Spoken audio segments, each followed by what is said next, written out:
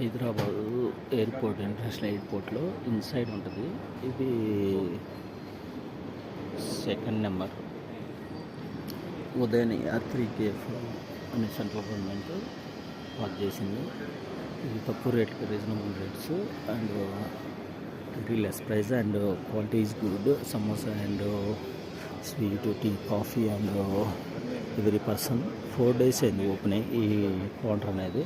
ఇది ఎవరికి తెలియదు, ఓన్లీ అక్కడ స్టాఫ్ చెబితే మాత్రం తెలుస్తుంది. చిన్నగా ఇంప్రూవ్ అవుతుంది. బాగా పాజిటివ్ ఉంది ఇక్కడ.